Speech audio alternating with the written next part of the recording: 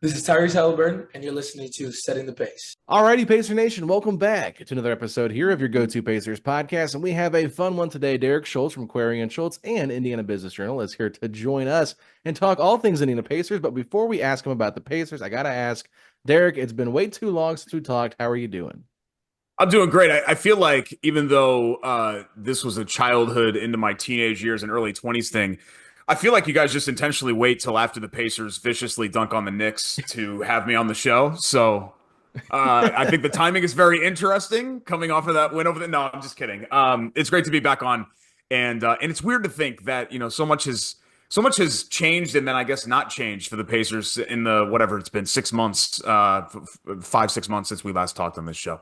Yeah, it's absolutely crazy. I mean, we had you on, I think, after game one against the Knicks, and you said, I'm tired of coming on, talk about Pacers losses. And I said, okay, well, we'll figure out a time where you can come on after a win. I think we even talked about, let's do it on the Celtics series. Well, we didn't get to that point. We didn't have a Celtics win. So I was like, you know what? Just keep yourself from having to talk about this team losing again. But we're going to talk about a win here tonight because keeping things positive, I think that the Pacers are really excited probably to see Benedict Mathurin and Tyrese Haliburton have the first game in franchise history where two players had 35+ points in a game. I mean, just an incredible, feature for them. But I'm just curious your thoughts. I mean, do you see a path where these two can dominate together on a night-to-night basis and kind of be that backcourt of the future?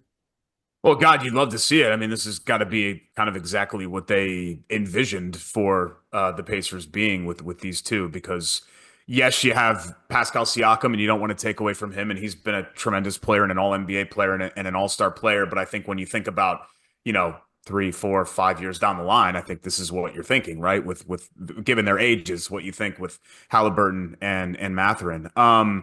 This stretch, especially for Mathurin, has been extremely encouraging. What he's done in the starting lineup, he's been nothing short of outstanding, really. The way that he's shot the basketball, particularly from 3-point range, the way that he's rebounded the basketball. I mean, there's still stuff to work on, and there's another end of the floor besides offense, right? That we've kind of consistently talked about with him. But really, what it's been, I think the name of the game for him is consistency, and you're seeing it now night in and night out, where it's not just like, oh, Ben's playing great, and then the next night he's nowhere to be found.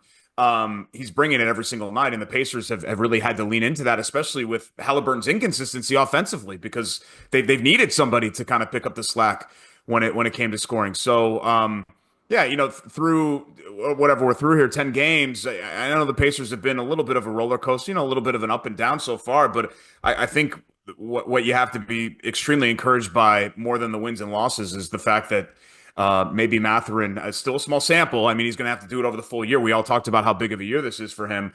That Mathurin hopefully is on his way to becoming fully unlocked and becoming the potential all-star player that the Pacers hoped that they were getting in the draft. Oh, man, we could definitely talk Mathurin, and we will. We'll get into that in a little bit. But staying on the topic of Tyrese Haliburton, talk to me about perhaps the level of concern with his health moving forward. I mean, we've heard injuries that happened during the Olympics when we thought he was completely healed. And then Carlisle saying he had a setback, after when he returned home from the Olympics. I mean, what does this all mean as it relates to being able to get him back to the form that we saw him in the first half of last year? Because it's not just the hamstring injury, it's the back injury. Injuries are adding up, and he has not looked the same from the guy that we saw last November, December of last year. Yeah, I do think it's a concern because he has to be on the court so much. So when he's limited, it's kind of noticeable, and he doesn't always say it, and he wants to fight through it, which is great, right? But at the same time, you wish that maybe these things wouldn't keep popping up. But I don't really know what the solution is. Sometimes I always kind of hated the fan response of like, this guy's made of glass. Nobody wants to be hurt. You know what I mean? They want to be out there. They want to play. It's just that guys seemingly get the nicks and bruises a little bit more than not. I mean, if you want to go back, 20 years, this was 15, 20 years. This was the knock on J.O. for a while. Remember? Where they would say, well, he's soft and all of that. And it's like, I think he wants to be out there, guys. It's just everybody's kind of body and pain tolerance and injury proneness, if you even want to, if that's even a thing, I think is a little bit different. But I think really what it is, more than just the physical aspect of it, Facci, I think it's the mental aspect of it where a lot changed for Tyrese Haliburton last year, right? Like November of 2023 was a very different place for Tyrese Haliburton in the NBA psyche than November of 2024, with the run in the in-season tournament and his breakout and the All-Star game in Indy and the Olympic team and everything that Haliburton went, and the playoff run and everything that Haliburton went through last year. So I think it's kind of a mix of both of those things. It's not just the physical aspect of it and getting the body ready. I think it's just getting his mind right and adjusting to becoming a star player, because we've seen recent examples where Pacers players who were relatively unknown and kind of burst into stardom and even in some cases superstardom really struggled with that. So I think there are multiple things kind of going on with Haliburton right now in this early season that are not causes for panic or anything. I mean, this is what happens. This is big boy basketball. You're a star. This is what you're expected to be once you raise that profile and you raise your level. But there are a lot of things that Tyrese Haliburton is going to have to deal with and grow from. I want to stay with Tyrese just a little bit here because he's been such a talking point this entire offseason. I mean, and regular season too, just because he's had so many ups and downs. It's like you look at what he did against the Knicks, right? He was just able to obliterate Karl-Anthony Towns and Jalen Brunson in the pick and roll.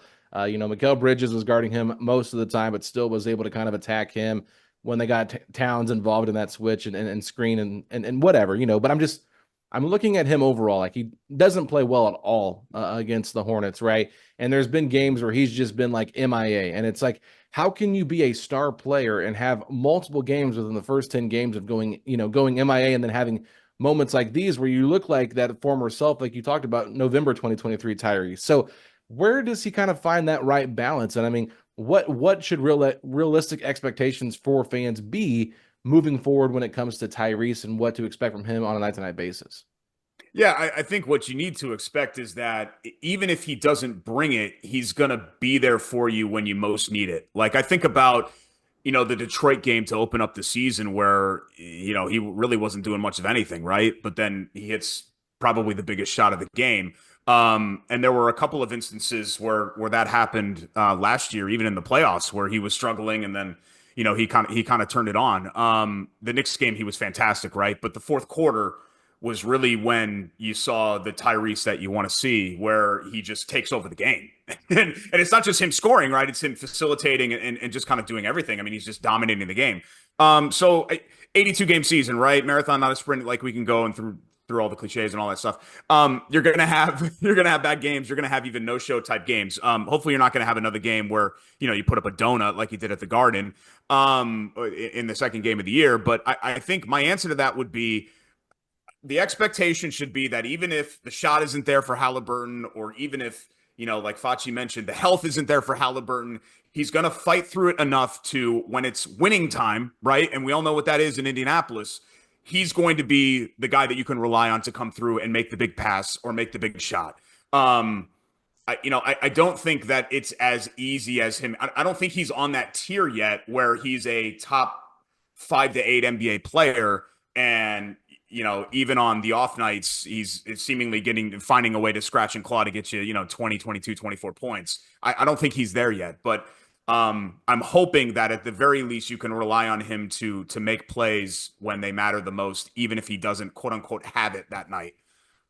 And I think that's what he's done. He's been clutch this year. I mean, I know he did have the missed free throw against Philly. That was really tough, but he hit an incredibly tough shot to force overtime in that game. He's had big shots down the stretch, and you talked about his impact in that next game. He pretty much impacted, I believe it was like the last 12 possessions for the Pacers, whether it was scoring or assisting. So, he's been able to make plays when we've needed him most, and for that, I think we're able to say, hey, you know what, forget what he shot in that game. But also, it's not sustainable. You can't be clutch every single night. You got to be more consistent. I think it'll come. You want to play basketball at your best basketball at the right time. No one's going to remember the struggles in early November. But some of the struggles right now are no Aaron Nesmith, no Andrew Nembhard, potentially out for the rest of the month. But is it perhaps maybe a blessing in disguise for players like Jarris Walker and Ben Sheppard, who now have to be part of the rotation on a consistent basis? And maybe what does this extra playing time mean for them? Instead of blessing in disguise, I think it's more like when you lose your two best defenders, it's a little bit more like an and this is not a knock on the other players, but it feels like the Pacers are kind of in a situation where they've got to make, chicken salad out of, what, as far as their situation is concerned, right? I don't think you ever want to be in a situation where you don't have Nembhard and Nesmith, and I think, we would all agree there. But yes, if you're looking at this glass half full, I think there is something to getting some players some more time and filling those minutes, which, guys, we've talked about this where, this has been in the good problem to have category, right? But the Pacers have so many guys and so many qualified players that it's tough to find minutes for everybody. And now when you have an injury situation like they've had, maybe it's not as difficult to do.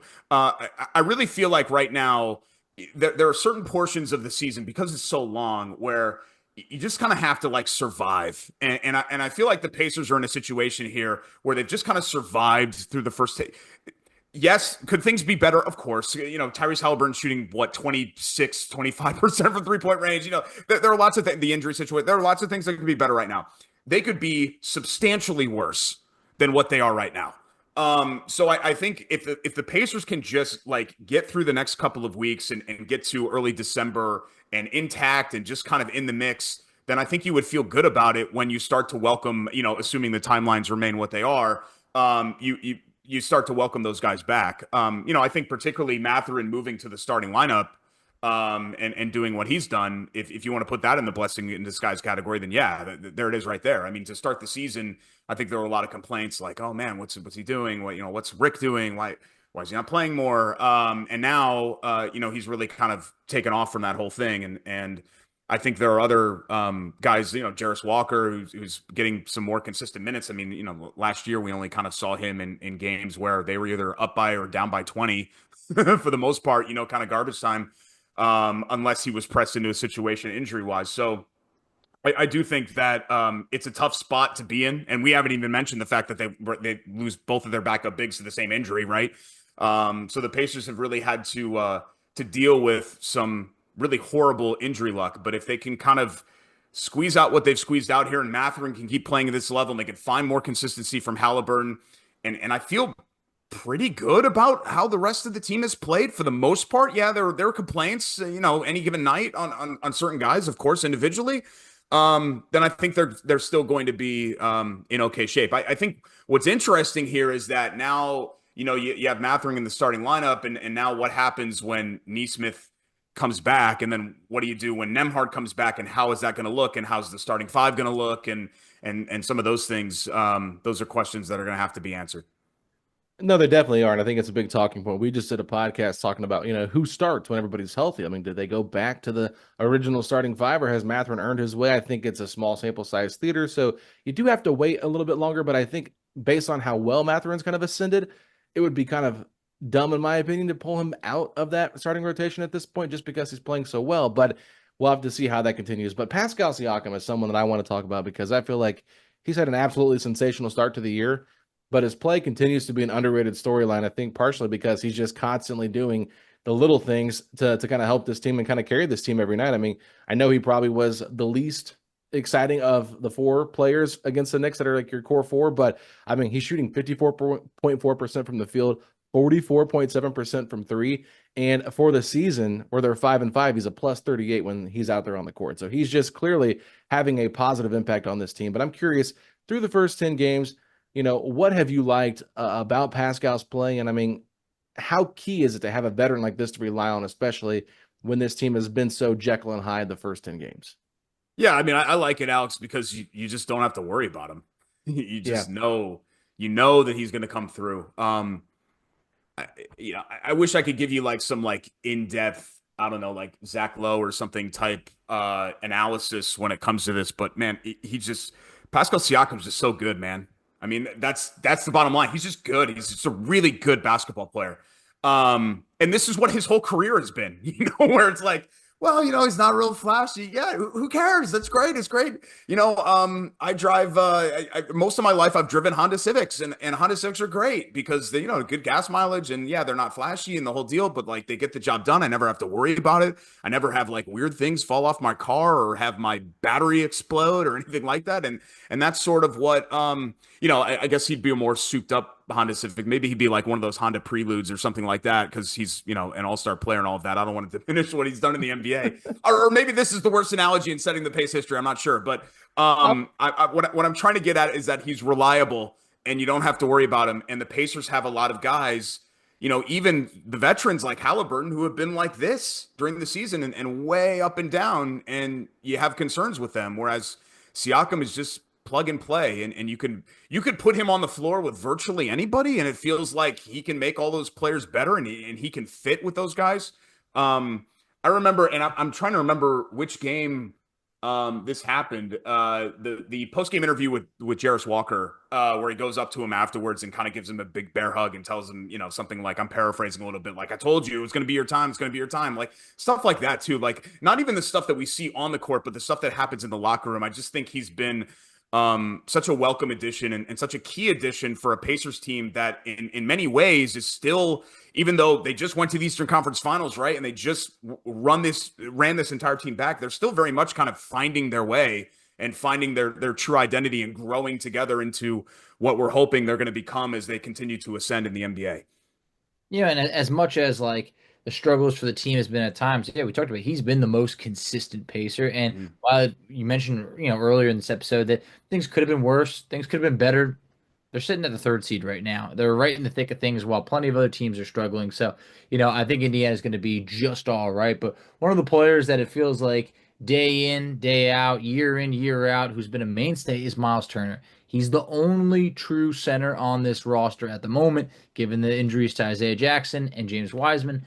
But how concerned are you with him playing in increased minutes to fill the void? And how important do you think it should be for the Pacers to sign or trade for a true backup 5? Because to put it this way, Turner's playing not only a career high minutes, he's playing 5.5 minutes more than he was playing last year.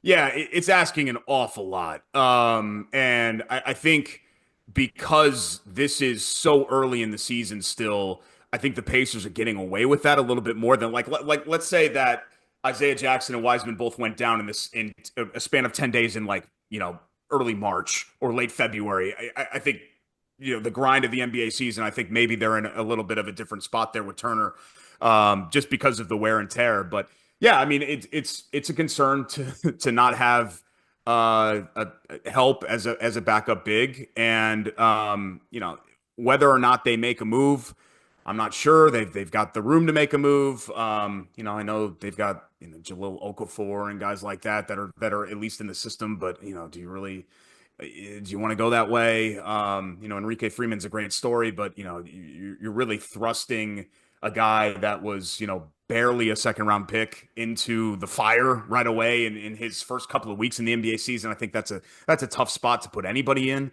Even a guy that maybe was viewed as a little bit more NBA ready than say like a project guy that you drafted there in the mid to late 2nd round.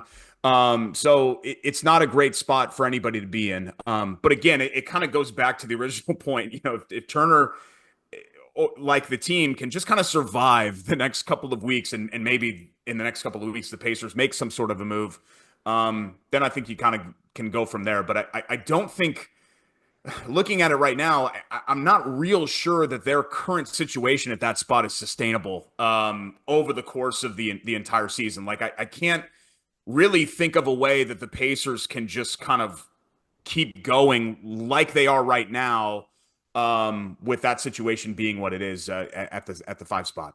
I mean, even with Obi Toppin back and healthy, I just don't think that you want to rely on Obi Toppin playing the 5 for a majority of the season either, just because it's just like you're going to put so much wear and tear on him. And when there's other teams that have bigger bigs he has to guard, like that's just a totally different physicality that you're not used to taking on your body. And I just don't like that, especially with how many injuries we've been seeing across the league so far. It's just been, outlandish. But I want to stay on Turner here just for a second, because I thought it was interesting that I forget what game it was, but I know Rick Carlisle mentioned, I think it might have been the Mavericks game. He said that him and Lloyd Pierce had a conversation with Myles about wanting him to go out and get 10 rebounds a game. And I thought it was kind of interesting that he publicly said that, reiterated it on the radio, and then said it again in the next game when he ended up getting 10 rebounds against the Magic. Why is it such a big emphasis now for him to get 10 rebounds a game when before, it was like Myles is an average 7 rebounders a game kind of guy. And I mean, he only had 6 against the Knicks, but it's been like this point of emphasis where he ended up having it for 3 straight games in a row where he had 10 rebounds or more. I mean, why do you think maybe Carlisle and Lloyd Pierce were challenging him this year instead of maybe challenging him since they got here to become a double-digit rebounder?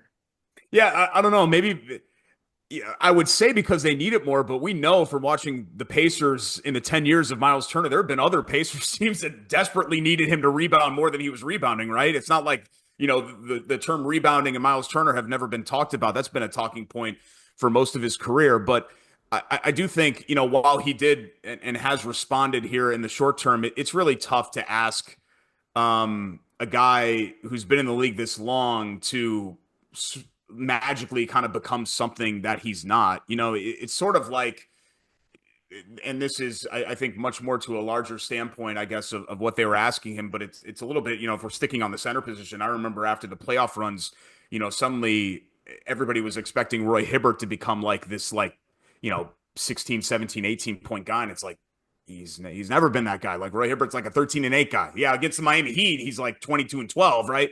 But against everybody else, he's like a 13-8 guy. So I think it's tough. It's tough to ask. Myles is a veteran. Myles wants to win at this point, right? He's had a great career, and he's done it all in Indiana. And I think as much as it's been sort of a roller coaster relationship with the fans here, because there have been so many weird and crazy things that have happened to the Pacers in his decade that he's been here, I think fans have come around and started to appreciate that. So I think it's great that he's willing to do whatever it takes to, help his team. But at the same time, again, just kind of talking about sustainability for where the Pacers are right now, I just don't think that relying on those things and asking those things, even of guys that are your core guys and your veteran guys, is a real sustainable thing over like, an 82 game season. I think you can get away with that for a month, 6 weeks, but really, really tough to do over the course of a long, long season.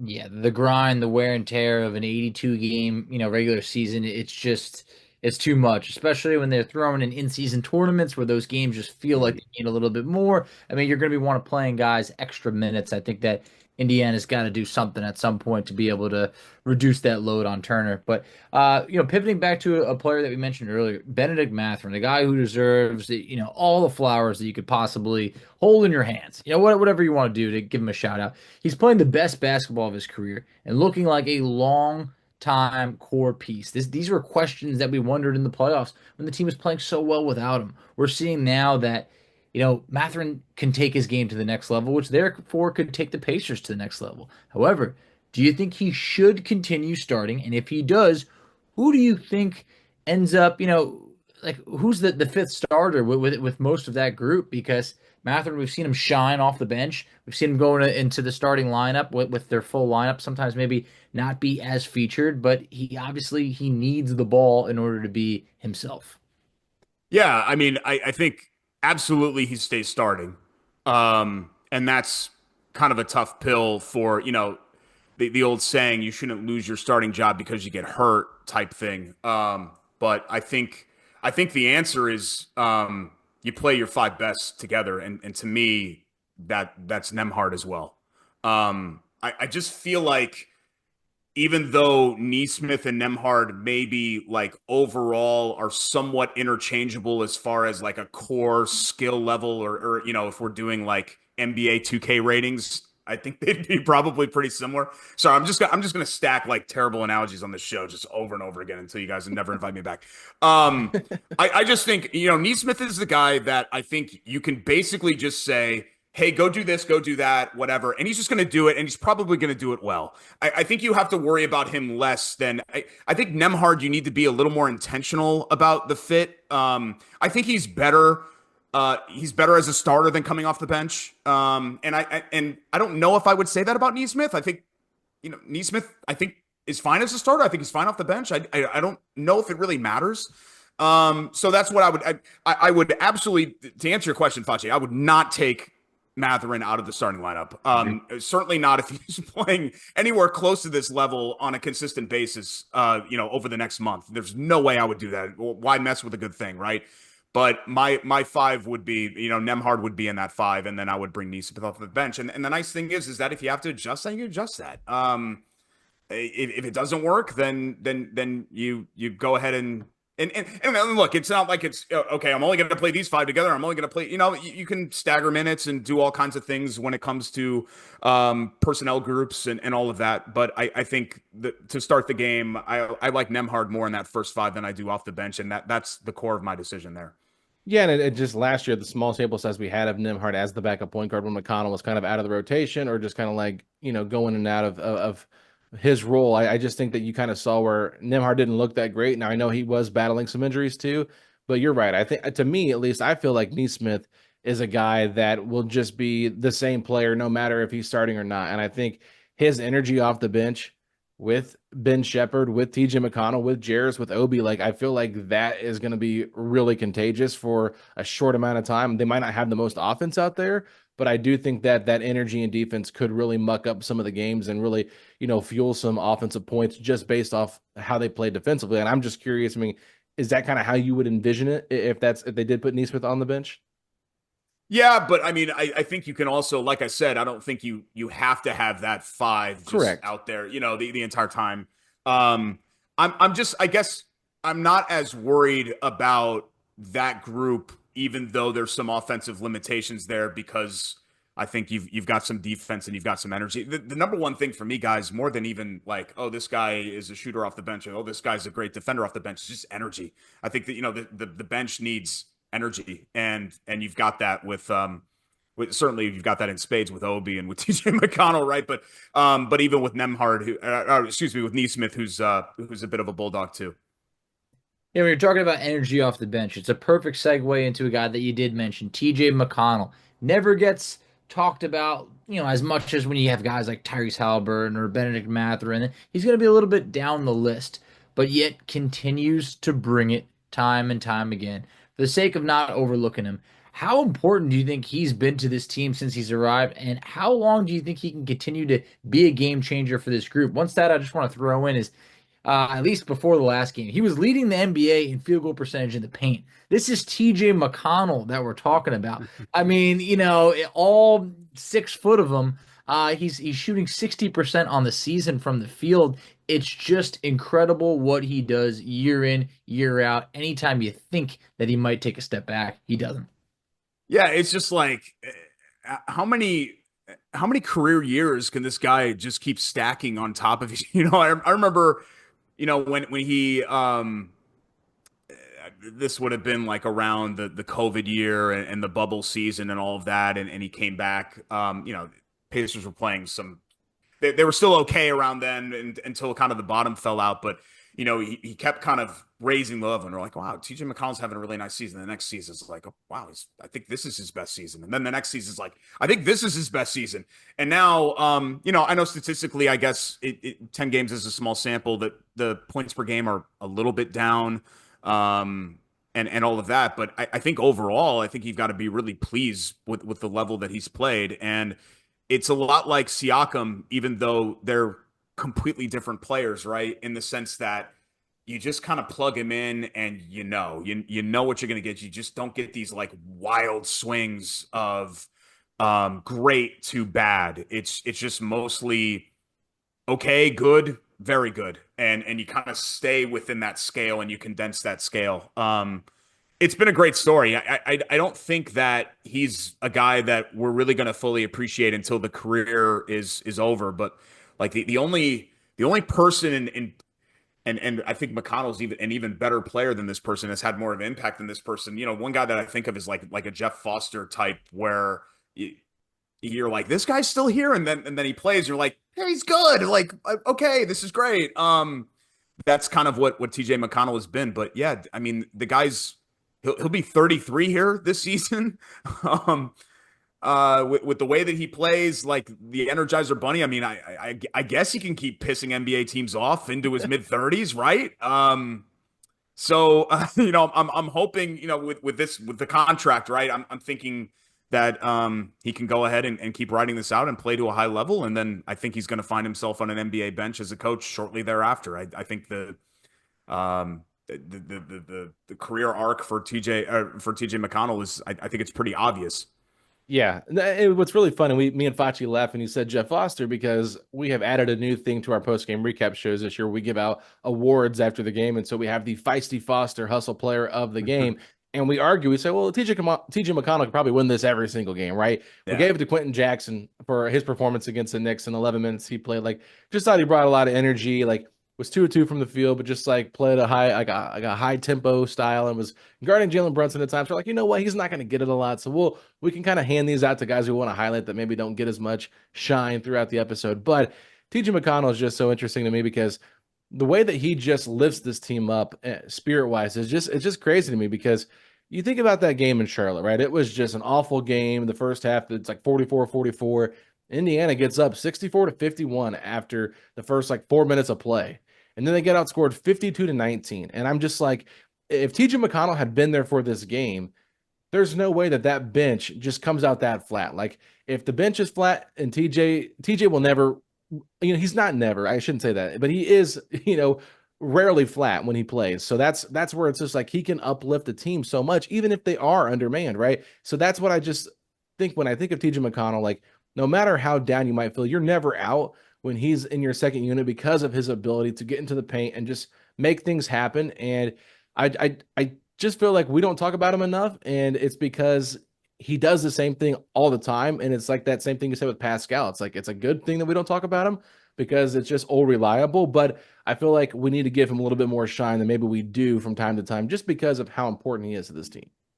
Yeah, I mean, I think he's a guy that when you're playing your absolute worst, he can still maintain that level. It feels like everything, the world is caving in on the Pacers, and it just feels like McConnell's out there, and somehow, it's a 6-point deficit because he's, steals the inbounds pass or he makes a great, assist or whatever else, makes a big shot. He's kind of the guy that just steadies the ship when it feels like everybody's bailing. And I think every NBA team needs somebody like that. He's been every basketball cliche that you can think of. Like to say that he's, the $20 bill that you found in the jeans that you just washed. Like the Pacers find that every game, with him, he's that $20 bill. And it's been, I think, one of the best and most unique careers that I can remember covering here in Indianapolis in all sports, not just the Pacers, but the Colts too. Like I can't quite think of somebody that has had the impact seemingly out of nowhere that TJ McConnell has had for this sustained period that he's had it with the Pacers.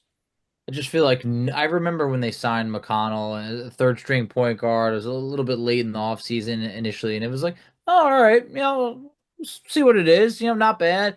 And no one could have ever imagined that we would still be talking about how great of a signing that was years ago, and that he would have re-upped twice. I mean, just great to see. Such a vital piece of the Pacers. But we talked about a lot of the good. Now, let's just rip the Band-Aid off. What is the biggest concern that you might have with this Pacers team, at this moment or for this season? Yeah, it's still just, I think when you have the injury situation that they do, they're just standing on very shaky ground. As much as, I mentioned that things have been okay and they've kind of survived it. As I said, things could be a lot worse, and the margins are so slim in the NBA. And when you have the injury situation they've had, for the most part, they seemingly have been pretty fortunate there. And this year, whatever fortune that they previously had is kind of completely out the window now. So surviving the backup big situation, surviving defensively, and then consistency is the other thing too. Like, we know that this team has pieces. We know this team has talent. We know that they can contend. It's just about the guys that they're leaning into bringing it. Like, it's great that Siakam brings it every night. And it's great that, Ben Mathurin has had a great 2 weeks. They need Ben Mathurin to be great all the time. I mean, they need Tyrese Haliburton to be great. If they're really going to contend. Now, you don't necessarily need that every night in January against, Charlotte, even though they could have used it I guess maybe Charlotte wasn't the best example given, what happened last week. But overall, you guys get what I mean. The consistency is going to have to be there from their star players, and then kind of growing everybody else around it. But I just feel like with where they are with the injury situation, I think this is, and I would never normally say this. We're taping this right now on Veterans Day, for God's sake. It's so early in the season, but this is a big stretch here for the season. These are a big, 4 or 5 weeks here where the Pacers have to find a way to kind of, at the very least, maintain where they're playing right now, and hopefully get a little bit better so they still find themselves in it. Because as decently as they've come out, as things have come out through the wash here in the first 10 games, they could be considerably worse. The last thing for me, you talked about the Hornets game a little bit. We talked about it earlier, just like how poorly they played in that second half. But it's just like this team last year did a really bad job of, getting up for the big games and then having some stinkers against some of the worst in the league. And it feels like this year they've kind of done the same thing a little bit early on. Like you had Philadelphia without Paul George and Embiid. You lose that game on your home opener. You lose to Orlando after you came back and they didn't have Franz Wagner in the second half. You almost blow the lead to Boston and Orlando. I know those are good teams, but I'm just saying, like, there's a lot of games here where teams have had like injuries to players and they've not been able to overcome those and they lose those games. So do you think that that's just kind of like a small game sample size here early on in the season and they'll figure it out? Or do you think that that's just kind of like how this Pacers team is like wired? Like they get up for the big games, but they just are always going to be kind of like afterthoughts when they play like the teams that are, I guess you could say, lesser in the league. Yeah, I mean, Alex, their history from the beginning of last season to now, history's on your side there, that they have the reputation. I mean, they had some of the worst losses in the league last year. Remember some of those games? It was like, what are they even doing to some of those teams that you look at on the schedule and you're like, oh, I know Rick Carlisle won't say this, but as a fan, you're looking at it and you're like, that's a free space for tonight, and you lose the free space. So yeah, I think they have built a reputation for that. That goes both ways, right? Because, when you talk about getting up for big games, I mean, they got kind of embarrassed at the Garden in that second game of the year, right? But then you come back after things are looking really bleak, and you beat Boston in OT when you tried to give the game away, and you end up winning that game as well. And then you come back in the return game against the Knicks and you win that one, coming off a loss to Charlotte, because I don't know why do they keep losing to Charlotte? Who knows? That keeps happening. So yeah, that's something that they have to get over as well too. You've got to find a way to, you're going to have those nights, right? But you have to make sure that they're just those nights, and you have 3 or 4 of them instead of 9 or 10 of them. And I think the Pacers had a little too many of those last year, which mostly, they were the 6th seed, right? They could have very easily been one of the top 3 seeds, and they made up for that by what they did in the playoffs and the run that they made and the teams that they beat in beating higher seeded Milwaukee and New York teams. But you don't want to put yourself in that position again.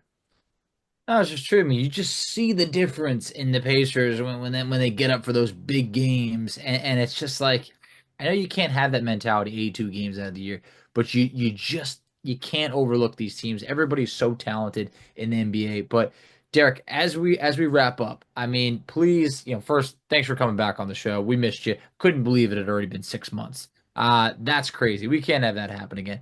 But please tell everybody where they could find you on social media, but also some of the awesome content that you're always putting out.